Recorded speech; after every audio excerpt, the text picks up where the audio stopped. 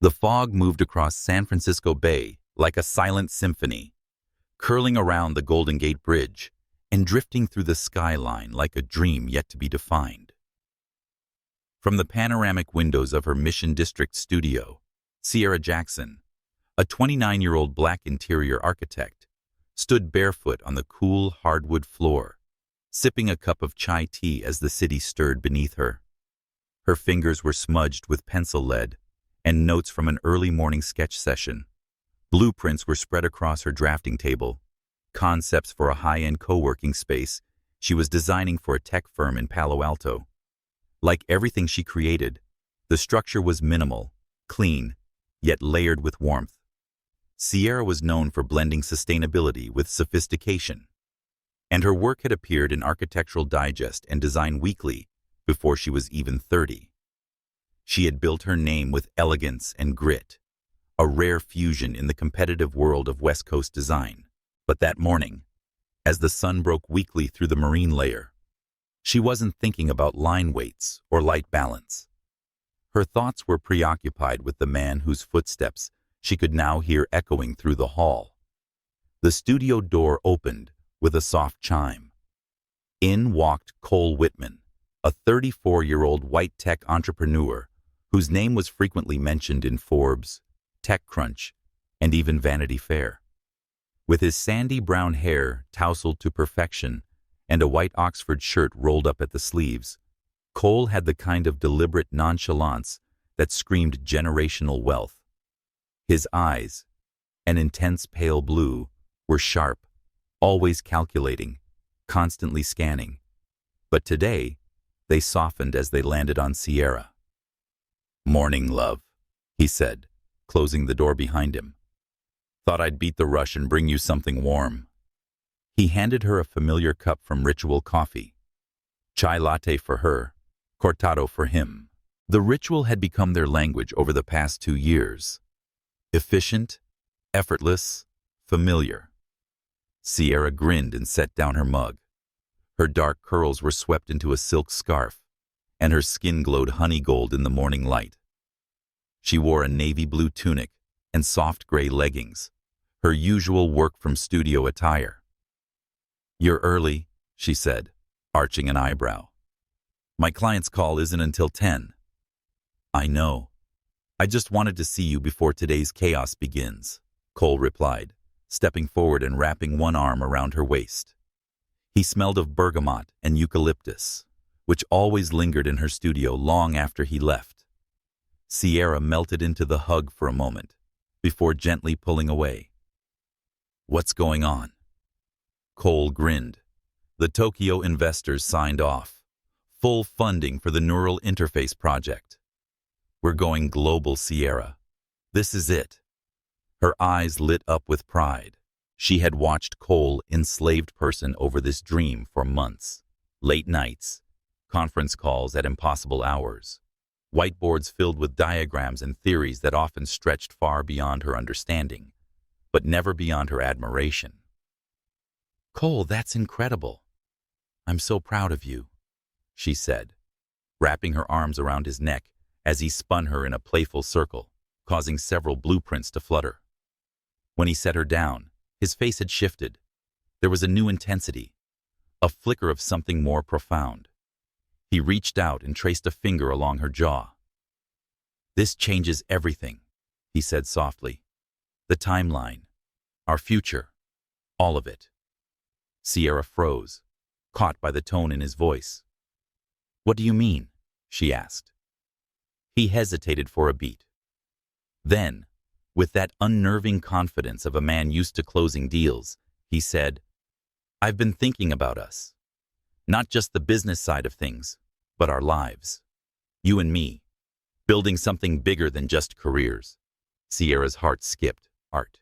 They had talked in abstract terms about marriage and children, always hypothetically, always cautiously. "I want to start a family," he said. "I like the Whitman name to mean something for generations, and I want you to be part of that with me." His words were earnest, but something about how he said Whitman's name made Sierra blink. Not our family, not our future, his legacy, His plan. Still, she nodded. I want that too. He smiled, relieved. Good. Then we'll start soon. I already made appointments with a fertility specialist for routine screenings, just to be sure everything is aligned. She gave him a look. Have you already made appointments? It's just a precaution, he replied smoothly. I make projections in business. Why wouldn't I plan this the same way? Sierra said nothing. That wasn't how she operated. Her designs were rooted in intuition, space, and emotion, not just calculation. But she loved him, and she wanted to believe that love and legacy didn't have to be opposites. That evening, Sierra lit an eucalyptus candle and stared at the city that had raised her dreams and shaped her hustle. She thought about her parents, educators who had poured everything into her future, about the scholarships, the late nights, the studio internships, and now, here she was. She is one of the most sought-after names in her field, standing beside a man who saw her as his partner in life, and possibly in legacy. But something deep beneath the surface unsettled her, a whisper of warning. Was she being folded into Cole's future, or was she just being positioned inside it? The next chapter of her life was coming fast. She didn't yet know that within weeks, everything would unravel. And from those broken pieces, she would rebuild something far more powerful than anyone expected. The following week, the clinic on Post Street was sterile, serene, and unsettling in the way only medical buildings could be.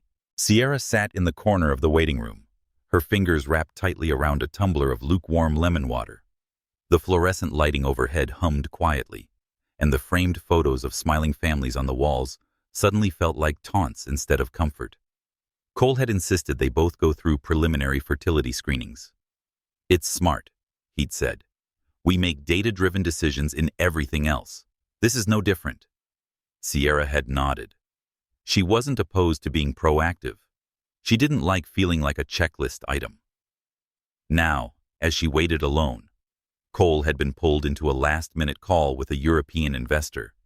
She scrolled through design drafts on her tablet, trying to distract herself.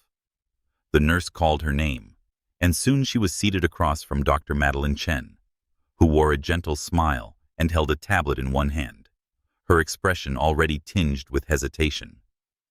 We received the results from your fertility panel. Dr. Chen began, voicing a professional but warm tone. Sierra nodded.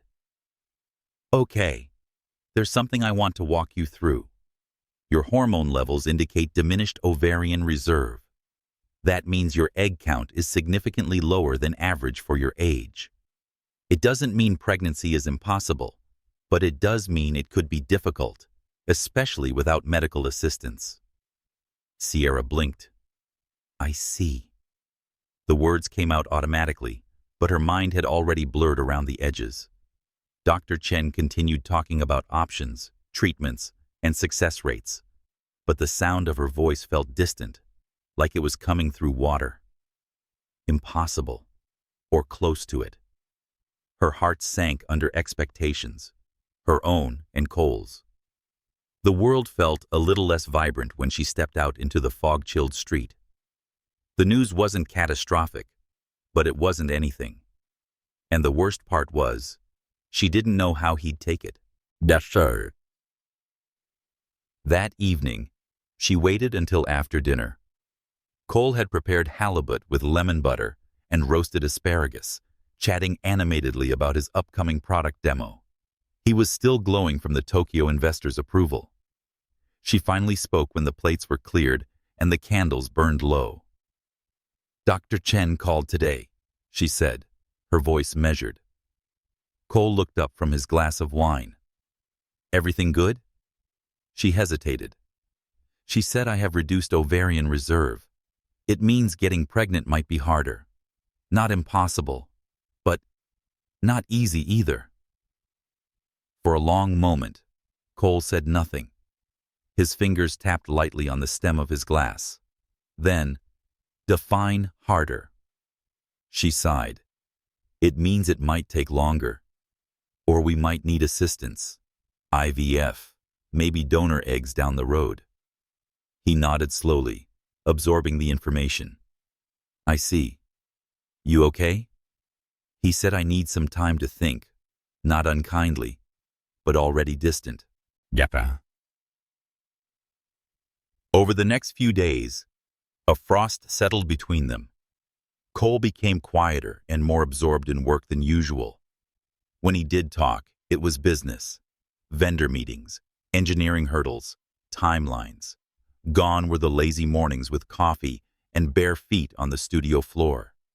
Gone were the whispered promises of someday. Sierra tried not to panic. She told herself he needed space to process that he would come around, that the Cole who kissed her forehead while she drafted lighting layouts at midnight was still in there somewhere. But on the fourth evening, he came home late, loosened his tie, and asked if they could talk. They sat on opposite ends of the couch. I've been thinking, he said carefully, about what this all means, about what we want, about the future. Sierra's stomach tightened.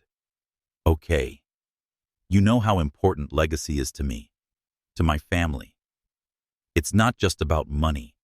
It's about continuation, about being part of something generational. She felt the words before she heard them, like a tremor in the foundation of a building. You think I can't give you that? She asked, quiet but firm. It's not that, he replied, eyes flicking away from hers. It's just complicated now. Harder. Not impossible, she said, but the risks, the uncertainty. He ran a hand through his hair. I have so much to say about this next phase of Synapt IQ. Investors. The board. The company depends on me to be stable and to have a clear plan. You mean a fertile partner, she said flatly. He winced. This isn't a business acquisition, Cole, she continued, her voice trembling now. I'm not a defective asset. I'm your partner. Or I thought I was. He stood up, agitated. You knew how important this was to me, to my family. You knew legacy mattered. I thought I mattered. The silence that followed was cavernous. Outside, the city buzzed as if unaware that a love story was crumbling inside a condo overlooking the bay. Finally, Cole reached for his phone and exhaled. I've already spoken to my legal team, he said. You can stay in the apartment through the end of the month. No pressure to leave immediately. Her breath caught. Are you ending this? She asked, voice small. He didn't look at her when he answered. I'm sorry. The next morning, the fog rolled in thicker than usual. Sierra stood alone at the drafting table, staring at unfinished blueprints that now felt like someone else's dreams. Her hands trembled as she picked up a pen, trying to draw a line straight across a blank sheet of vellum. But no line would come. The man she'd built a life with had looked at her, measured her worth by a single test result, and found her unworthy. And just like that, everything she believed about love, partnership, and what it meant to build a future together collapsed. But the story wasn't over. Not even close. 3 weeks. That was all it took for the man Sierra had loved, had nearly built her life around, to erase their relationship from existence. Sierra first saw the headline on her phone while standing in line at the small corner market on Judah Street. Her basket contained only a box of herbal tea and a pint of vanilla almond milk. It had been a strange few days. Quiet, aching, suspended in some in-between place where sadness no longer burned, but settled like a stone at the bottom of her stomach. The notification flashed bright and cruel. Synapt IQ CEO Cole Whitman announces engagement to Claire Remington. Her hands shook as she tapped the link. The article was glossy and curated. Professional photos of Cole and Claire standing beneath a tree in Golden Gate Park. his hand resting on her waist, her perfectly manicured fingers displaying a diamond ring the size of a marble. She was tall, strikingly blonde, and dressed in an ivory coat that screamed old money. The caption read, "Looking forward to building a beautiful family and enduring legacy together." That word, legacy. Sierra didn't finish the article. Her vision blurred before she could. She left her basket behind and stepped out into the damp gray fog, her heart pounding. When she returned to her apartment, her phone had erupted with messages. "Danielle, I saw the news. Please tell me you didn't." Her cousin Michaela. "Girl, are you okay? That man is trash." A colleague. "Didn't want you to find out like this. Let me know if you need space from the Synapse IQ team. I'll handle the Henderson account." Sierra didn't respond. She couldn't. Not yet. Later that evening, Danielle appeared at her door uninvited, wearing sweats and sneakers and holding a bottle of wine in one hand and a carton of Thai food in the other. "I brought green curry and emotional support," she said. Sierra opened the door slowly, her face hollow. "I'm okay," she whispered. "No, you're not," Danielle replied, brushing past her and walking into the tiny kitchen. "And that's allowed. You don't have to be strong tonight." They ate silently for a few minutes, the faint hum of city life filtering through the cracked window. Danielle finally broke the quiet. "So, 3 weeks? That's how long it took him to propose to someone else?" Sierra nodded, staring into her wine glass. "She's more efficient." Danielle's jaw clenched. Efficient? He was probably already seeing her. That man doesn't move without a strategy. This whole thing, his board, his mother, the public image, he's been planning it. Sierra agreed. The pieces fit too well.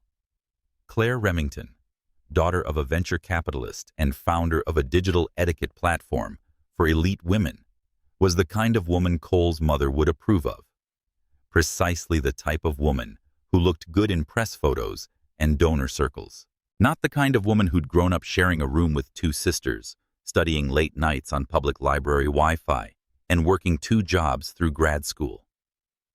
Sierra's breath caught in her throat. "The worst part?" she said, voice trembling. "I still miss him, even knowing all this.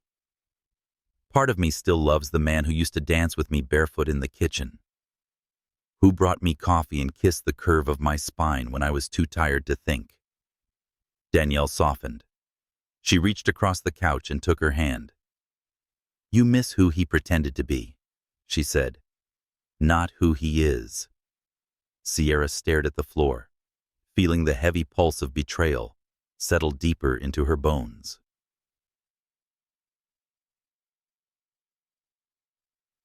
Days turned to nights without shape. Emails went unanswered. Client calls were rescheduled. Sketches sat unfinished. Even her beloved drafting table, once her sanctuary, felt like a reminder of everything slipping away. Then came the nausea. At first, she attributed it to stress. Too many skipped meals, too much wine without real food. The fatigue made sense. Heartbreak had a way of draining every cell in her body. But then, the dates didn't line up. She checked her calendar, then checked again. Her period was late, weeks late. She stood in the pharmacy aisle with trembling hands, staring at the rows of pregnancy tests, like ancient scrolls written in a language she had long forgotten. She didn't take the test that night, or the next. She moved the box from the bathroom counter to the drawer, back again, and finally set it on the windowsill, where the moonlight caught the silver packaging like an omen. It wasn't until 5 days later, early one morning with the city still asleep and the fog thick against the window, that she finally peeled open the box. Minutes passed like hours. Then the result appeared. 2 pink lines. Clear, undeniable, unforgiving. Sierra collapsed onto the bathroom floor, the test clattering to the tile beside her. Her chest rose and fell in sharp staccato sobs, her body curling in on itself. She was pregnant, with Cole's child. For a long time, she couldn't move, couldn't speak, couldn't breathe. Eventually, she crawled into bed and stared at the ceiling until the sun rose. Later that day, Danielle arrived again, unannounced. She found Sierra still in her robe, curled up on the couch, staring at nothing. "I missed our breakfast," Sierra mumbled. Danielle narrowed her eyes. "You never miss breakfast. What's going on?" Sierra didn't answer.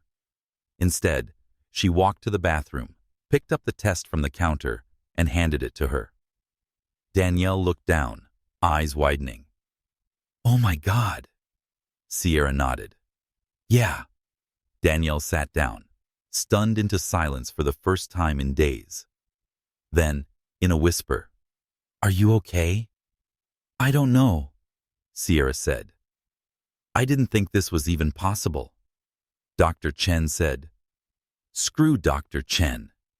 You're pregnant. That's what matters." Sierra let out a breath that was half laugh, half sob with Cole's baby. Danielle blinked. "You gonna tell him?" Sierra looked out the window. The fog had begun to lift, revealing a pale sliver of sunlight above the rooftops. "I don't know yet," she said quietly.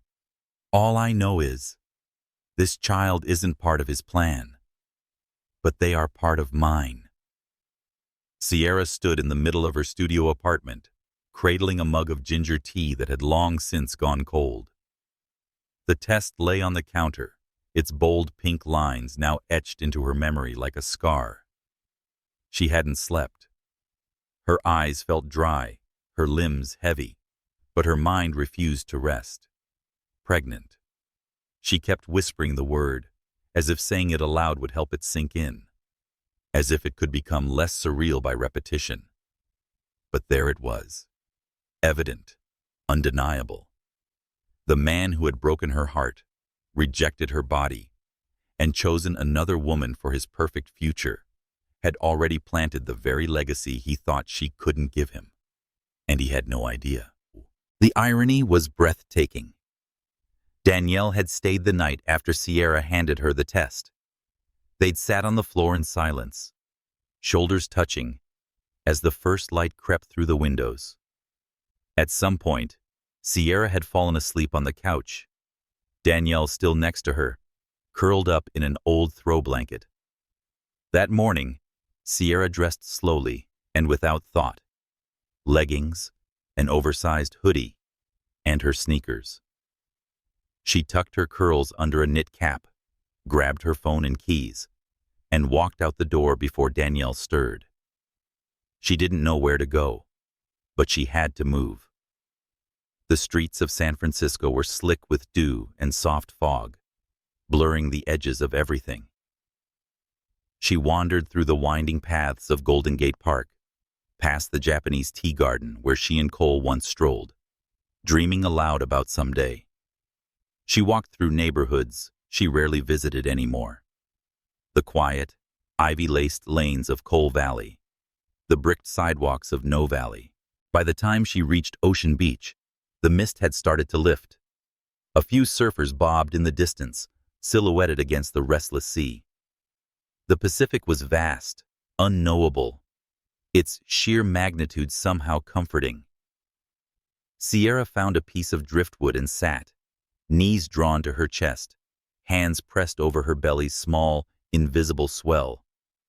She didn't cry. She just breathed.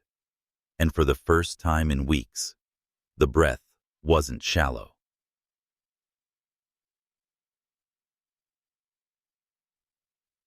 A voice broke her trance. "Excuse me. Are you all right?" Sierra turned to find an older man with kind eyes and a golden retriever at his side. The dog stared up at her as if reading her soul. I'm not sure yet," she said honestly. The man gave her a knowing smile. "Most of us aren't. I'm Walter. And this gentleman here is Hemingway." The dog wagged his tail. Sierra found herself smiling despite everything. "Nice to meet you both."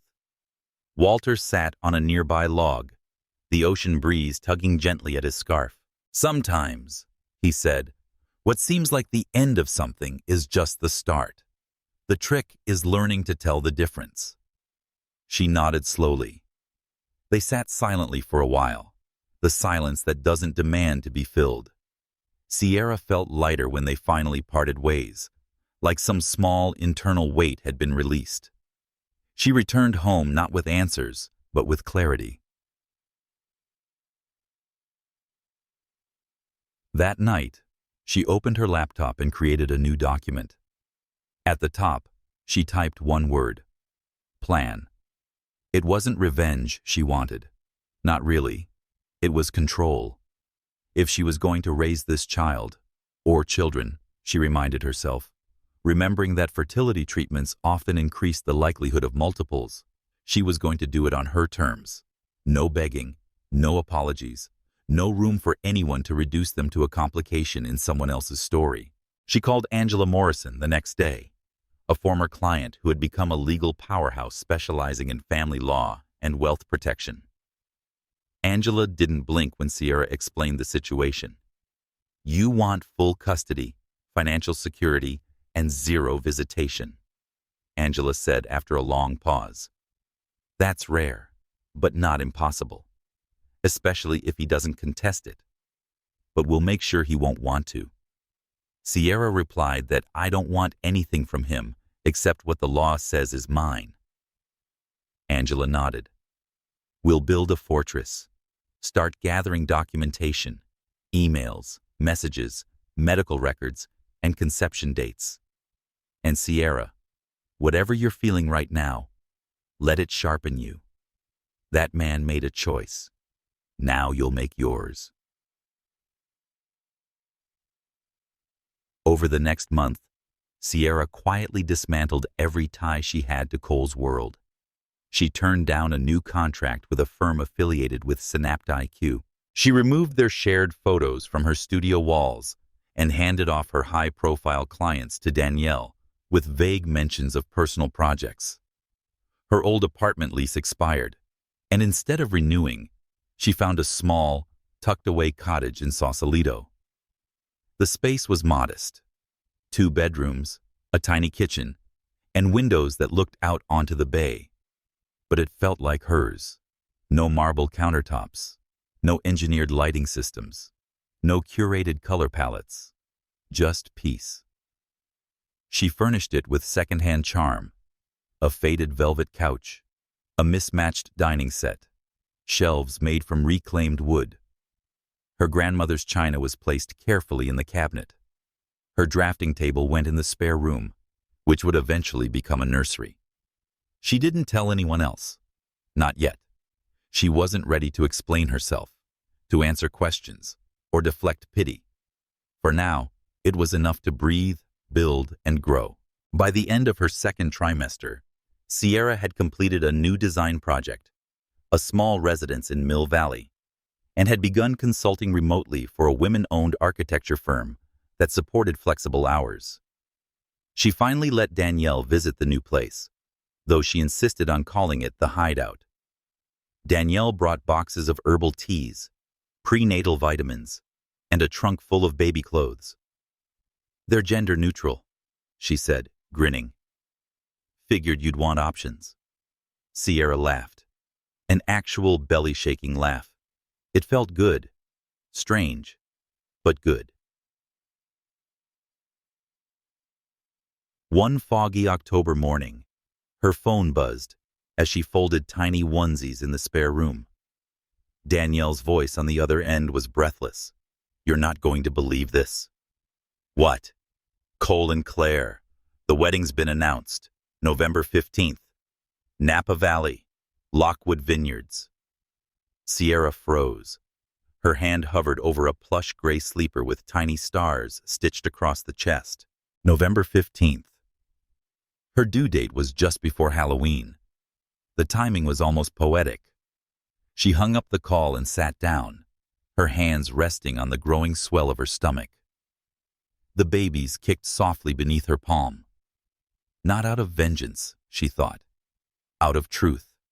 They would not be hidden. They would not be denied. They were already part of his legacy. He didn't know it yet. The storm rolled in just after sunset on Halloween. Outside Sierra's cottage in Sausalito, the wind whipped through the trees, rattling the shutters and sending leaves swirling across the porch. Rain tapped against the windows like a restless messenger, urgent and unrelenting.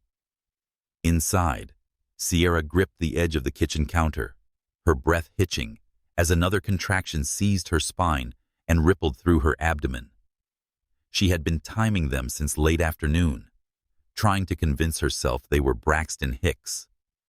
But by dusk, the pain had sharpened, rhythmic and real. They were coming. Danielle arrived 20 minutes later, soaked from the rain and moving with calm urgency. She tossed her wet coat onto a chair, looked at Sierra's face, and grabbed the hospital bag from near the door. "We're going," she said. "Now." By the time they reached Marin General, Sierra could barely walk. A nurse wheeled her into the maternity ward while Danielle parked the car. Everything after that moved quickly. A blur of monitors, medical questions, tightening grips, and deep, guttural breathing. 12 hours later, under the warm glow of the delivery room lights, Sierra brought 2 lives into the world. Elias James Jackson Whitman arrived first, tiny and fierce, his cry loud enough to echo down the hall. He weighed 6 pounds, 1 ounce, with dark hair and the beginnings of his father's strong jawline. 8 minutes later, Nia Rose Jackson Whitman followed, quieter but just as vibrant. Her features are a delicate blend of both parents, and her gaze is focused and serene, even in her first moments of life. Sierra cried when she held them, fat, silent tears that fell onto their hospital blankets as her arms trembled from exhaustion and awe. She couldn't believe it. After all the doubt, diagnosis, and heartbreak, here they were, whole, healthy, miraculous. Later, as she lay in bed, one twin nestled against each shoulder, Danielle sat in the chair beside her, cradling a lukewarm coffee and studying the babies with a reverence usually reserved for sacred things. "They're perfect," she whispered. Sierra nodded. "They are." Danielle looked over. "Are you still planning to go through with it?" Sierra's expression didn't falter. "Absolutely."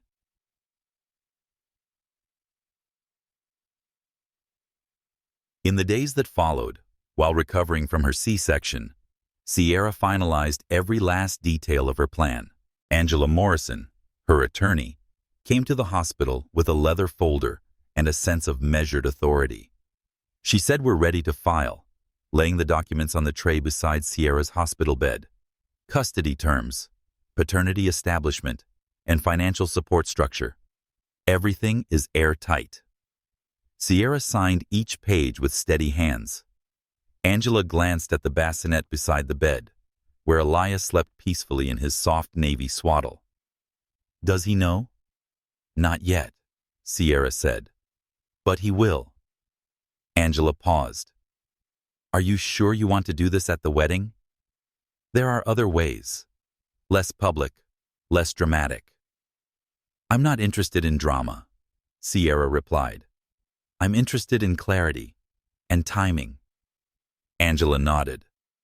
"Then we'll proceed as planned." 2 weeks later, the morning of November 15th dawned golden and still. The vineyards of Napa Valley shimmered under the late autumn sun, their rows of amber and crimson vines stretching endlessly toward the horizon. At the Whitman estate, A swarm of wedding coordinators flitted through the grounds, arranging chairs and floral arches, placing menus and lighting candles. A string quartet rehearsed in the background. Inside the sprawling villa, Claire Remington prepared for her moment. Hair in a sleek chignon, veil pinned just so, lips painted the soft pink of a well-bred debutante. She looked beautiful, perfect, untouchable. But 60 miles away, in a quiet corner of Sausalito, Sierra Jackson stood before her bedroom mirror, adjusting the emerald-wrapped dress that hugged her post-pregnancy curves with effortless elegance. Her eyes were calm. Her posture was straight. She didn't look like a woman recovering from major surgery. She looked like a reckoning. Elias and Nia lay in their twin bassinet, dressed in matching ivory outfits trimmed with pale green satin. Their cheeks were rosy, their breathing soft and even. Sierra had timed everything: feedings, naps, diaper changes, to ensure their arrival at the vineyard would be seamless. The stroller was already packed. The leather portfolio rested on the seat.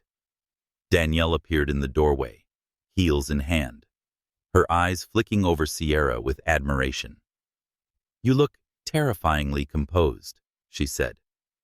Sierra replied that I've had 9 months to plan, slipping on a pair of low-heeled pumps. "I know exactly what I'm doing." Danielle glanced at the twins, then back at her friend. "Are you ready for what comes next?" "No," Sierra said honestly, "but I'm doing it anyway." The drive to Napa was smooth, and the morning traffic was minimal. As they turned off the main road and approached the estate, the sheer scale of the wedding became visible. White tents stretched across the hills. Rows of luxury cars lined the winding driveway. Guests in tailored suits and couture dresses wandered toward the ceremony area, their laughter and conversation rising in the crisp air. Sierra parked near the back, away from the crowd. She carefully dressed the twins, clipped on their sun hats, and strapped them into the stroller with quiet precision. Danielle double-checked the documents in the leather folder, then handed them to Sierra. "Moment of truth," she said. Sierra took a deep breath and stepped onto the gravel path that led toward the ceremony. Heads turned, slowly at first, then faster. Whispers rippled through the gathering like electricity.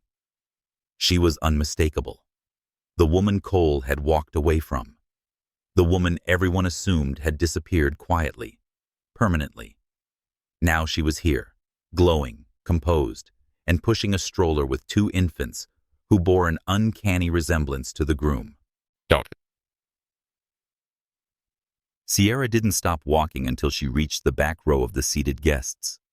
From this vantage point, she could see everything: the floral arch, the rows of white chairs, Claire standing with practiced elegance at the altar, and Cole. He was frozen, his eyes locked on hers, his face blanched, and then he saw the twins.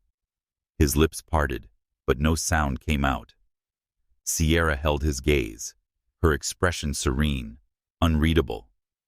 Then she handed the leather portfolio to the nearest coordinator.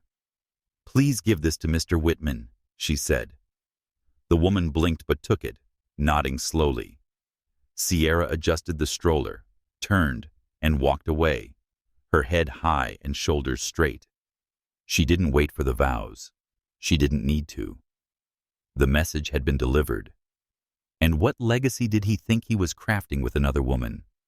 It had already been written, wrapped in ivory blankets, and carried out in her arms. The knock on Sierra's door came just as she settled Elias down for a nap. She froze, one hand on his swaddle, the other holding a warm bottle. Standing near the kitchen with a plate of leftover Thai food, Danielle peered through the window and cursed under her breath. "It's him," she said. And he brought backup. Sierra gently laid Elias in the bassinet beside Nia, who was already asleep with one tiny fist curled near her cheek. She adjusted their blankets, smoothed her dress, and inhaled deeply. "Let them in." Danielle hesitated, Are you sure? I'm ready, Sierra said. Her voice didn't waver. The door opened to reveal Cole, still in his wedding tuxedo, the bow tie undone and hanging around his neck. Behind him stood Margaret and Charles Whitman, his parents, in formal attire, both visibly rattled. Margaret's pearl earrings glinted in the afternoon light. Charles's jaw was locked in the expression of a man used to being obeyed. Cole looked as if he hadn't slept. His eyes were sunken, and his hands clenched into fists at his sides. "You have to explain," he said. "Now." Sierra stepped aside, allowing them to enter. The small living room quickly filled with their presence, making it feel smaller. Danielle stood near the hallway, arms crossed, ready to intervene if necessary. Margaret's gaze immediately found the twins in the bassinet. She moved closer, her breath catching audibly. "They have the Whitman chin," she whispered, "and his eyes. There's no question." Charles said nothing. His expression had gone blank, calculating, distant, as if reviewing a boardroom proposal rather than confronting his biological grandchildren for the first time. "When did you find out?" Cole asked, his voice hoarse. 6 weeks after you left," Sierra replied, calm and steady, when the nausea wouldn't disappear. "And you didn't think to tell me?" She met his gaze without blinking. "You made it very clear that a future with me wasn't viable, that my body was a liability. So I built a future without you." "They're my children," he said, stepping forward, his voice rising. "I have a right to—" "To what?" she cut in. "To name them? To pose with them for magazine features? To parade them around as evidence that your legacy is intact?" Margaret's composure cracked. "We're not here to argue. We're here to find a path forward. These children are Whitmans. They deserve to know their family." Sierra turned slowly to face her. "The family that deemed me unfit before I even had a chance to prove otherwise?" Margaret opened her mouth, then closed it again. "You all made your choice," Sierra continued. Cole ended the relationship without so much as a real conversation. "You approved of his decision, even encouraged it. Now that you see their faces and their existence threatens your carefully constructed narrative, do you want access?" Cole stepped in again, this time more softly. "I didn't know. If you had, Sierra said, her voice sharpening, "you would have buried it just like you buried me. You didn't leave room in your future for anything uncertain. And yet here they are, perfectly healthy, genuine." Margaret turned toward her husband, whispering urgently. Charles finally spoke. "What exactly do you want?" he asked Sierra directly. "There's no point in posturing. Let's talk terms." Sierra raised her eyebrows. "Terms? This isn't a negotiation." Cole looked between them, frustration mounting. "What do you want from us, Sierra? Money?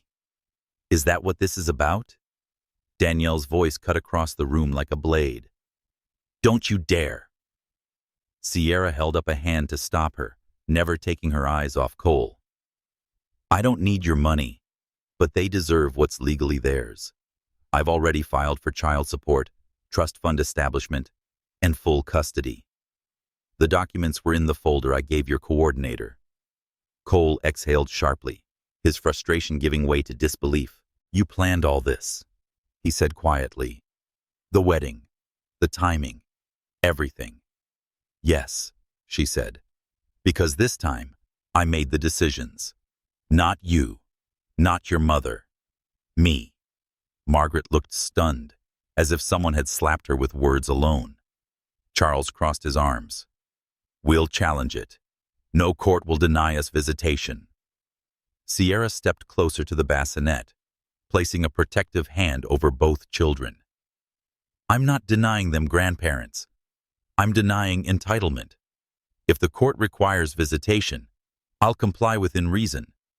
but you will not dictate their lives. And Cole, she paused. You walked away. That's a choice with consequences. He swallowed hard. I want to know them. She nodded slowly. Then prove it. Not with money, not with press statements, with action. Show up when no one is watching. Without cameras, without lawyers. Just as a father. For the first time, Cole's posture softened.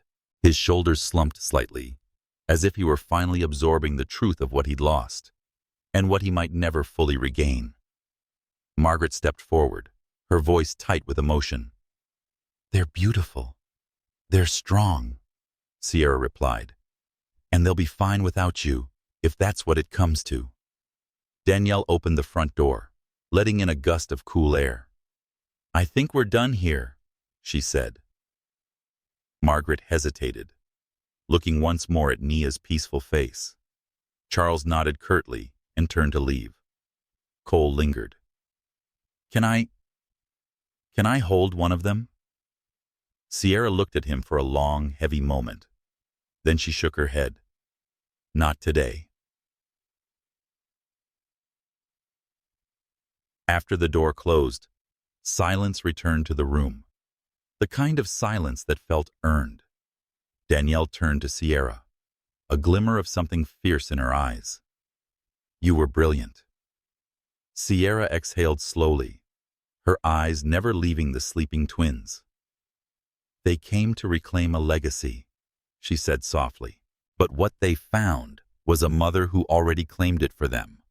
Cole Whitman looked nothing like the composed visionary featured on magazine covers as he sat in the mahogany-paneled conference room of Hartwell and Jameson.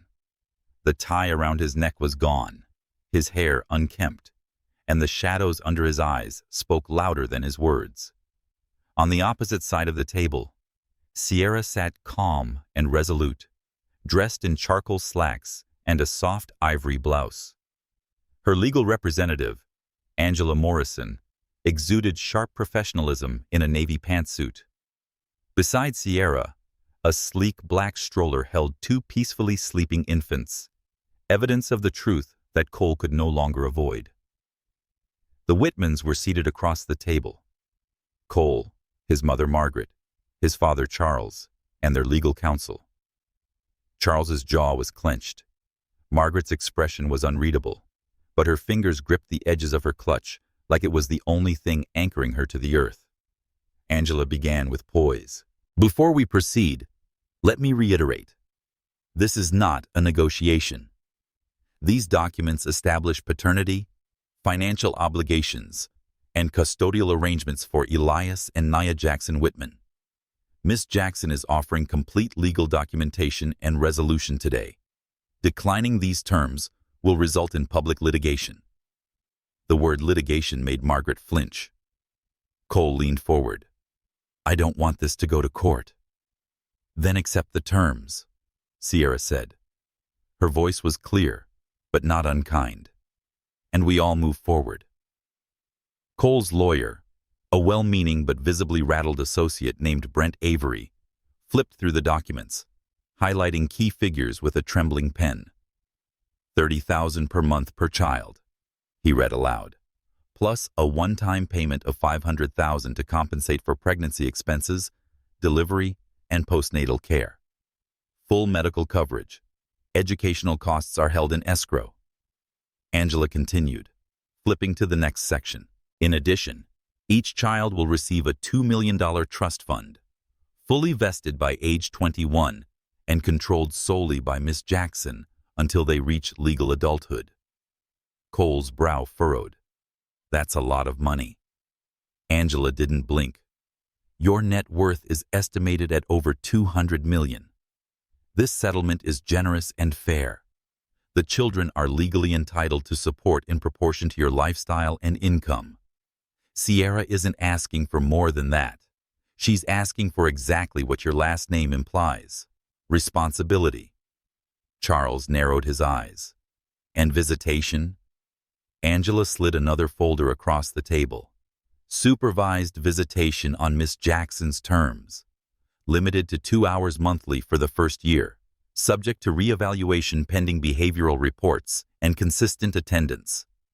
Any unauthorized contact will trigger immediate suspension of visitation rights. Margaret's voice cracked. Would you deny us the opportunity to be present during their childhood? Sierra answered. You denied me the dignity of motherhood. You watched me be discarded.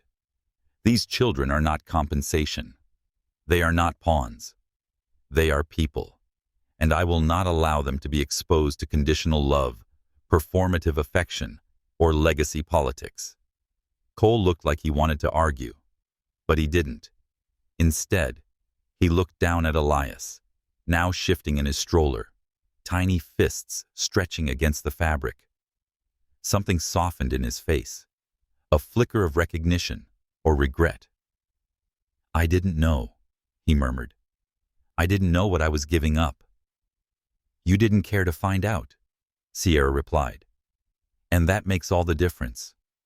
Brent cleared his throat. Legally speaking, these terms are sound. If you contest them, there's a significant chance of public fallout. Angela raised an eyebrow. Not to mention discovery. That word changed the room. Discovery meant depositions, sworn statements, and private texts read aloud in courtrooms. It meant news articles, reputation hits, boardroom whispers, and PR damage Cole couldn't afford. Charles cleared his throat. Let's take a short recess. 10 minutes later, they returned. We accept the terms, Brent said, sliding the signed pages back across the table. Angela double-checked every signature, then nodded. A copy will be filed with the court this afternoon, binding within 72 hours. Margaret stood slowly, her composure slipping at the edges. She walked over to the stroller, hesitant, her fingers hovering near the bassinet without touching. They're beautiful, she whispered. They look like Cole did, and something of you too. Sierra didn't respond. Margaret looked at her. You're doing what's right for them. I can see that now.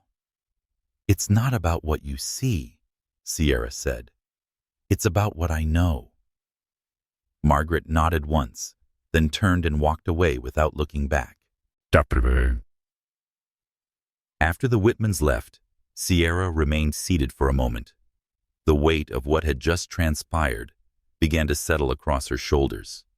Not heavy like regret, but solid like closure. Angela packed the folders and stood. You did it. I protected them, Sierra said. Angela smiled. And you protected yourself.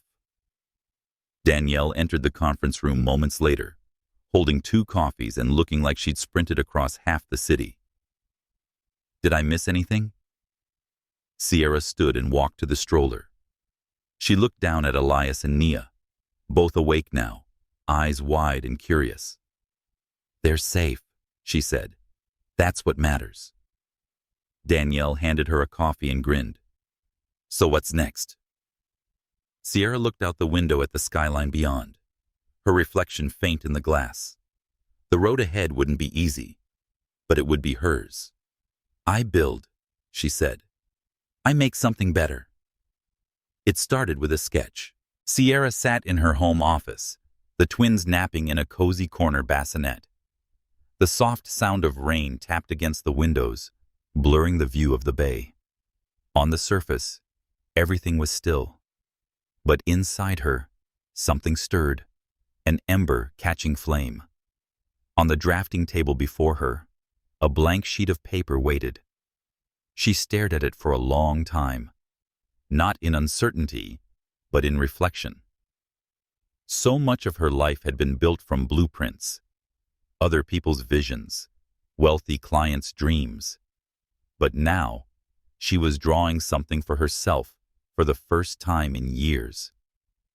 Her pencil moved, a long, rectangular shape, high ceilings, natural light, modular offices, child care spaces in the center, not tucked away like an afterthought.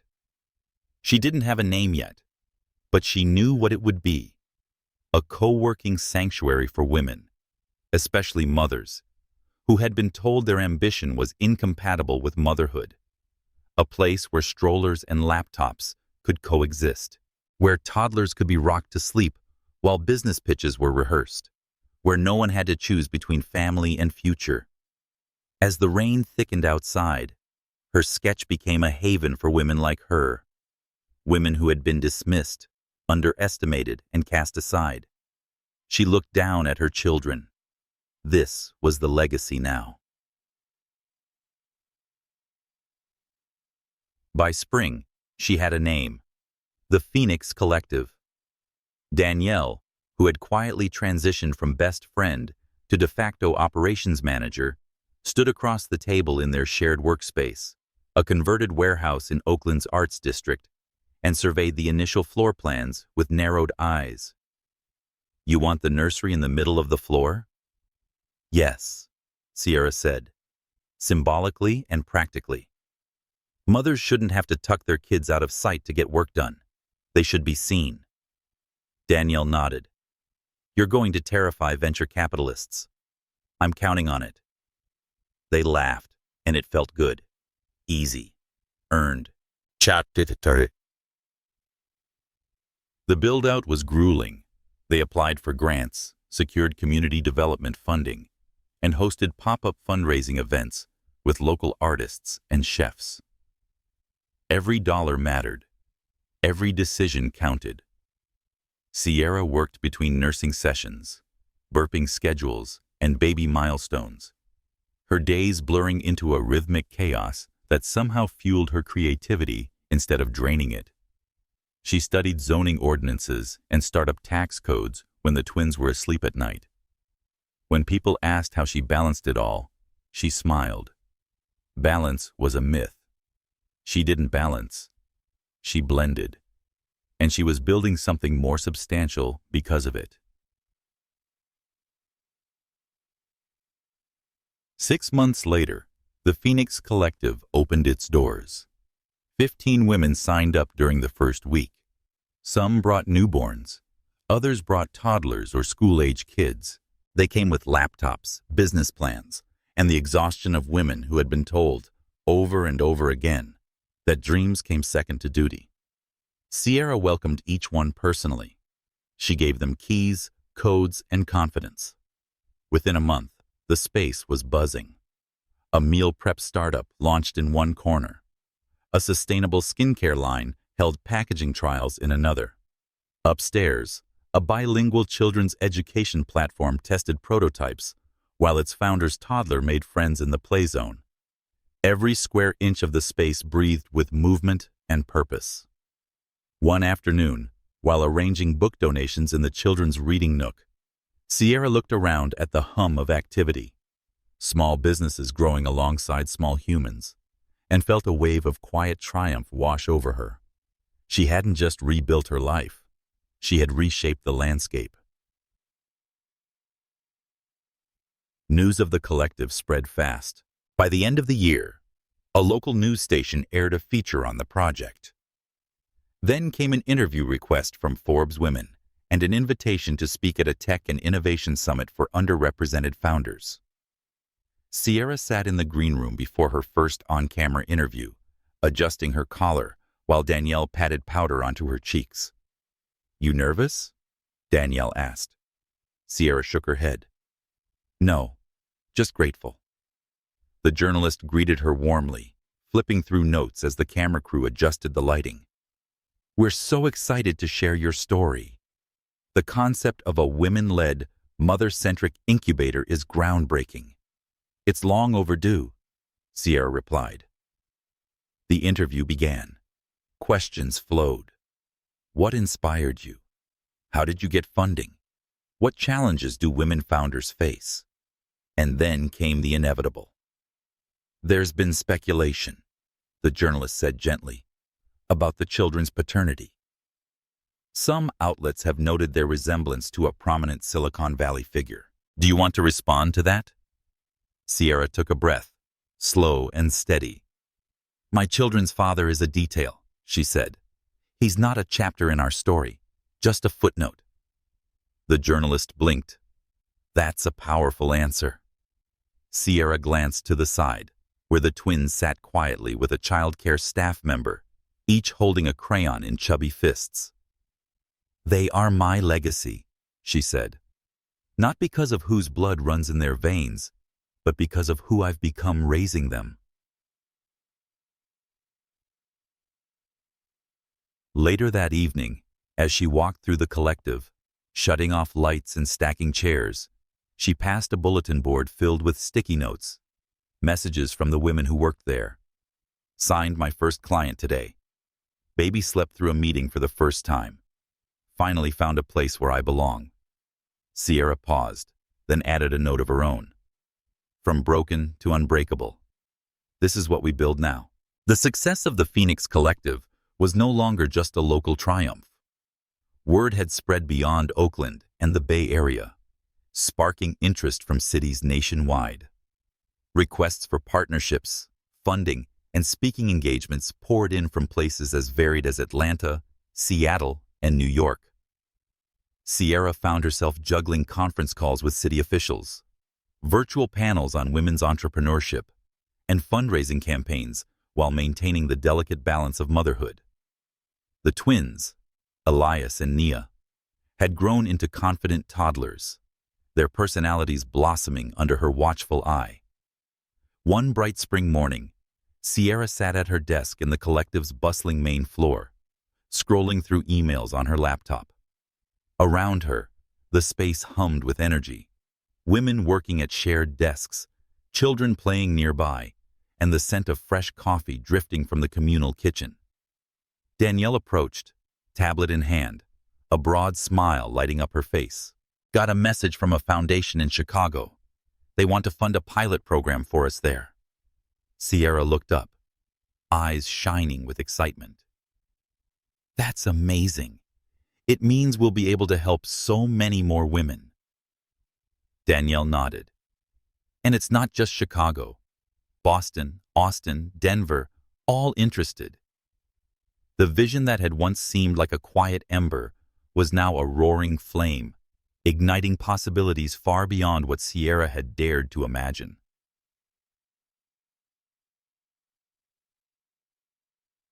Later that week, Sierra's phone buzzed with a text from an unknown number as she prepared for a panel discussion on balancing entrepreneurship and motherhood. Saw the Forbes article. The kids look healthy and happy. The family asks about them often. Congratulations on your success. Her heart skipped. The sender was anonymous, but the mention of the family was unmistakable. She stared at the screen, thoughts swirling. Had the Whitmans been following her life quietly, through the lens of media coverage? Was this a peace offering or a warning? She didn't respond immediately. Instead, she tucked the phone into her pocket, took a deep breath, and refocused on the task.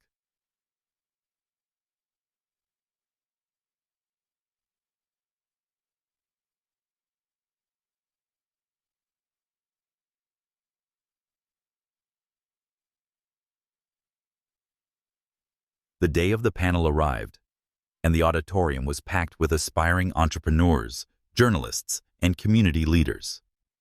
Sierra took the stage with the twins safely ensconced in the on-site childcare center, their soft giggles echoing faintly through the walls. The moderator welcomed her warmly and began the conversation.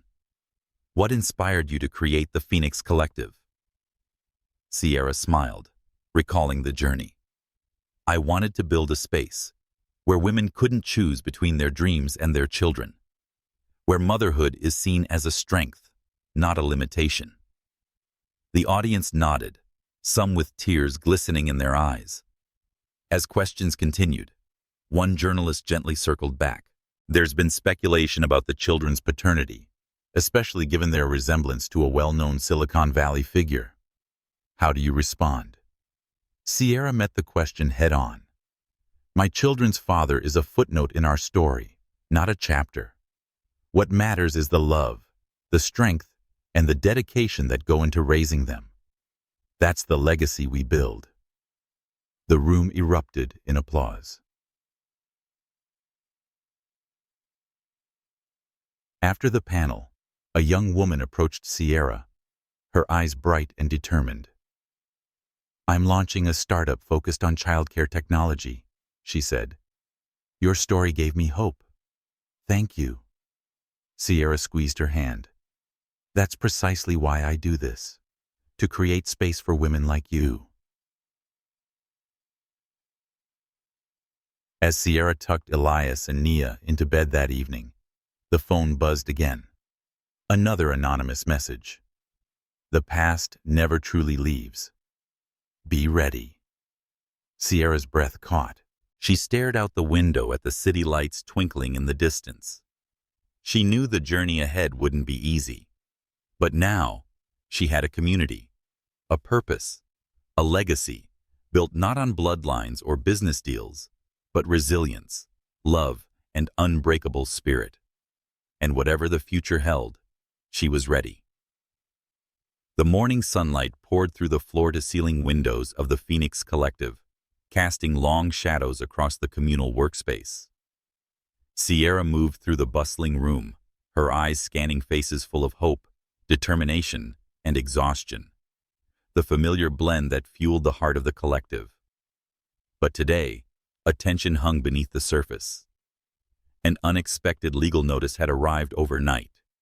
An injunction filed by Synapt IQ's legal team, alleging a breach of non-disclosure agreements and demanding an immediate halt to a project Sierra had been developing with one of the collective's tech startups. The accusation was absurd, but its impact was immediate. Uncertainty rippled through the collective like a cold wind. Sierra gathered Danielle and Angela in the small conference room.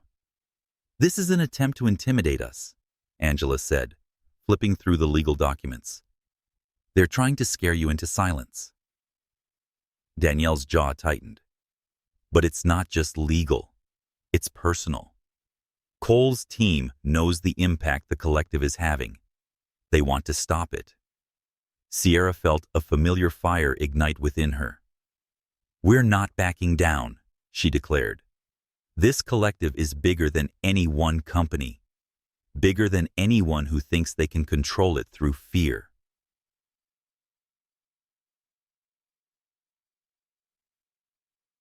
In the days that followed, Sierra's schedule became relentless. Between responding to legal inquiries, rallying supporters, and managing the collective's growth, exhaustion crept in like a shadow. Late one night, as she reviewed contracts at home, Elias and Nia stirred. She cradled them in her arms, rocking gently. They were her reminder, her anchor. "You're the reason I fight," she whispered, brushing soft curls from their foreheads. The community rallied. Member entrepreneurs organized fundraisers. Local artists donated pieces for auctions. Influencers shared stories of the Phoenix Collective's impact. Messages of support flooded social media. A primary tech incubator offered pro bono legal counsel. A philanthropist pledged to underwrite part of the legal defense fund. Sierra's phone buzzed constantly. Interviews, invitations, offers to speak, but she remained focused on the immediate. One afternoon, Carmen, a fellow mother and founder of a sustainable packaging startup at the collective, approached Sierra with a smile. "We've got something brewing," she said. "The city council is interested in supporting us officially. They want to see what we've built and consider funding a citywide expansion." Sierra's heart lifted. It was the kind of recognition that could change everything. "Let's prepare a presentation," she said. "Let's show them this isn't just a workspace. It's a movement."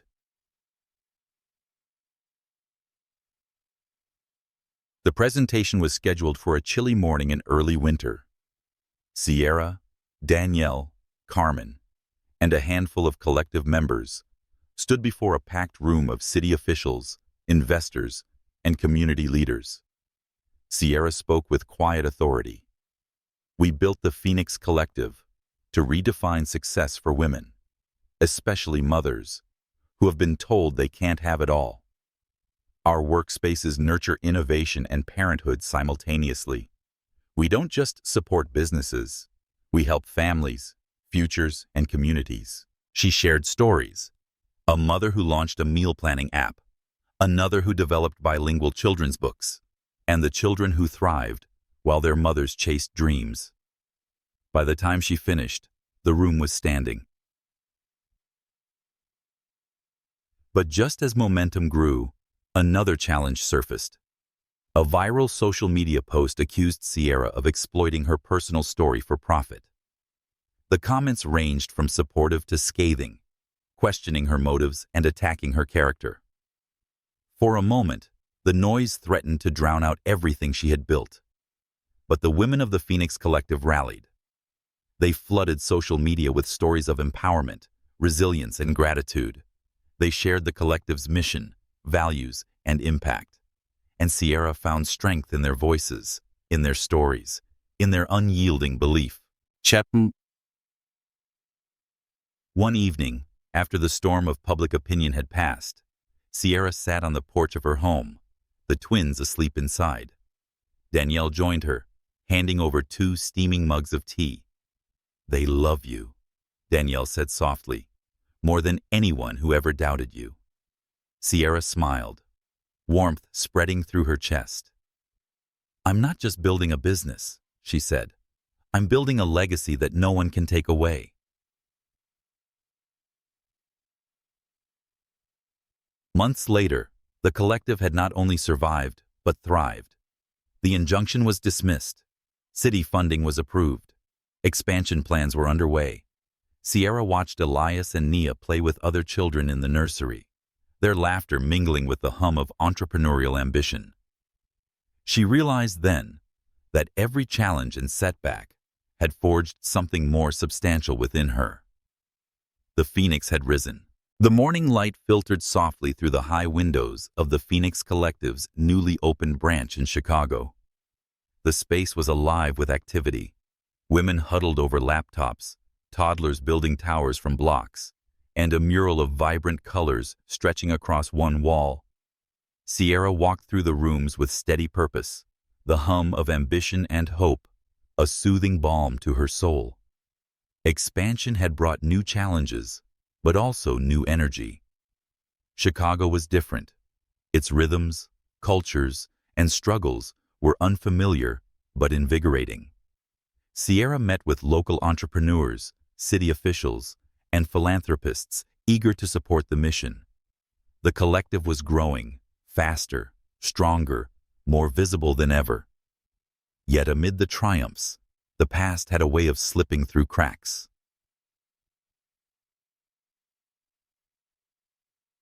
It began with a letter. No sender, no return address. Just a single sheet of paper, typed and unsigned. "You have built much, but the past cannot be erased. Some wounds do not heal with distance." Sierra stared at the note for a long moment. The words were vague but heavy, an echo from a chapter she thought she had closed. She didn't share the note with Danielle or Angela. Instead, she folded it carefully and placed it in a drawer alongside other memories she was still sorting through. After the office had emptied that evening, Sierra sat alone with Elias and Nia nestled against her chest. The twins had begun to speak in their language of giggles and babbles, a soundtrack of new life and new beginnings. Her phone buzzed. A message from an unknown number. "Can we talk? For the children's sake." Her heart skipped, then steadied. She hesitated, then typed back. "When?" The meeting was arranged discreetly at a small cafe near the Chicago branch. Cole arrived first, looking more worn but sober. Time had carved new lines in his face, softening his youth's sharp edges. Sierra entered moments later, calm and composed. They sat across each other, separated by a coffee cup and years of unspoken pain. "I'm here," Cole began, voice tentative, "because I want to try for them." Sierra studied him, searching for the man she once loved, the man she once trusted. "And what does try mean to you?" she asked. "To be present, to support, to rebuild what I broke." Sierra smiled faintly. "That's a start." Over the following months, their communication grew cautious but sincere. They exchanged photos, stories, and occasional visits, always on Sierra's terms. Cole attended pediatric appointments, celebrated milestones, and joined the Phoenix Collective's family events. It wasn't perfect. Old wounds resurfaced, trust wavered, and grief lingered. But beneath it all, a fragile foundation was forming. Chat. The collective continued to flourish. Its model was replicated in 10 cities nationwide, each branch adapting to local needs, but united in mission. Sierra became a sought-after speaker, authoring a memoir chronicling her journey from heartbreak to empowerment. In interviews, she spoke not only of business, but of healing, of finding strength in vulnerability and power in purpose.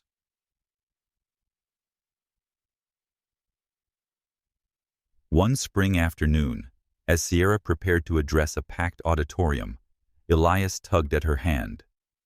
"Mama, will you build with me?" She knelt beside him, eyes shining. Always. Together with Nia, they built towers of blocks, imperfect, leaning, but standing firm.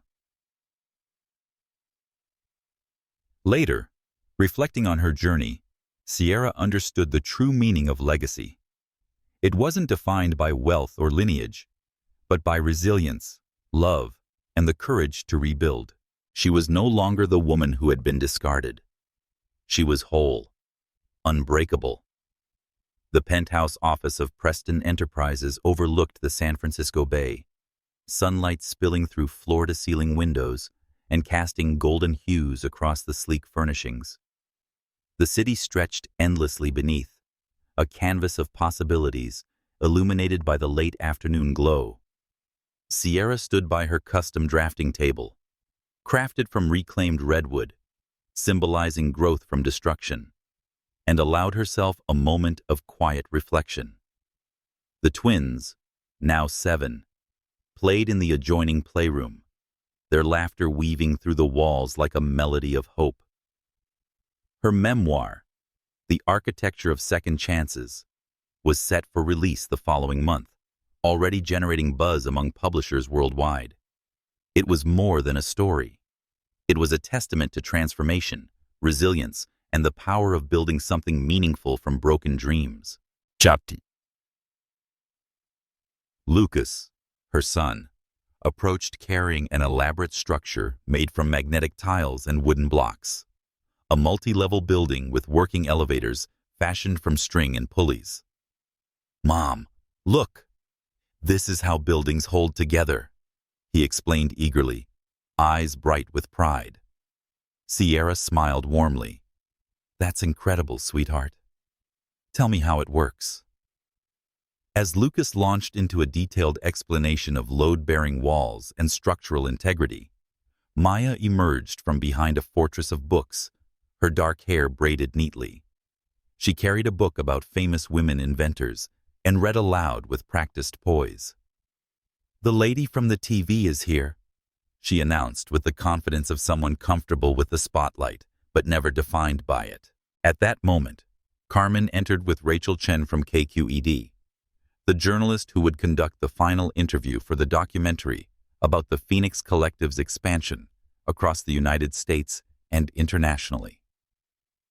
What started as a single warehouse now serves over 600 women entrepreneurs, Carmen said with pride. With waiting lists in every location and governments from 5 countries studying the model. Rachel extended her hand professionally. "Thank you, Ms. Preston, for making time. I know how busy you must be with the book launch and international expansion." Sierra gestured to the sitting area, designed to feel like a living room rather than a corporate office. Please, call me Sierra. And thank you for sharing our story. The interview flowed smoothly, touching on architecture, entrepreneurship, and the challenges of scaling a business while raising children as a single mother. Rachel's final question arrived with a note of sensitivity. There's speculation about your children's paternity, especially since they resemble prominent figures in Silicon Valley.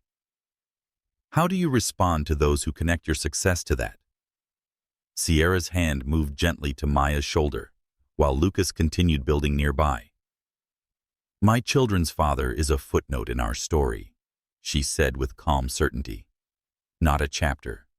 Lucas, Maya, and I have built something beautiful and meaningful with our hands, hearts, and determination. Anyone reducing that to gossip about old relationships has missed the point entirely. After the crew departed, Sierra sat on the floor with her children, helping Lucas add finishing touches to his architectural marvel, while Maya read aloud from her book. Outside, the golden hour transformed the city into something magical. Mama, Maya said, looking up. I want to build things like you do when I grow up.